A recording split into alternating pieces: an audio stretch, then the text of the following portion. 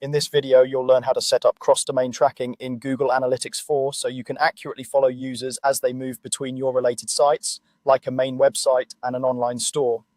Cross-domain tracking is important because, without it, Google Analytics may treat sessions on different domains as separate users and separate visits, even if it's the same person just navigating between your properties.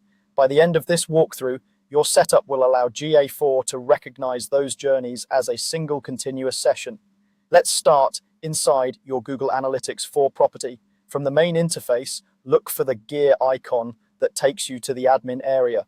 Once you're in the admin panel, find the section labeled Data Streams. This is where GA4 manages all the incoming data from your websites and apps. You should see a list of streams. Go ahead and select your web data stream, the one associated with the website where you want to enable cross-domain tracking. After you open that web stream, scroll down to the bottom of the page. There, you'll find an option called Configure Tag Settings. Click on that. These tag settings control how your GA4 tag behaves across your site, and this is where we'll define which domains should be treated as part of the same user journey. Inside the tag settings view, locate the section labeled Settings. Within that, click on Configure Your Domains. This is the key area for cross-domain tracking. What you're doing here is telling GA4 which domains belong together so it can carry user identifiers from one to the other without breaking the session. Now you'll see options to set up conditions for your domains. Click on Add Condition. You'll repeat this step for each domain that you want to link together. Think of each condition as a rule that says, if the user goes to a domain that matches this pattern, treat it as part of the same site group. For the match type, choose Contains.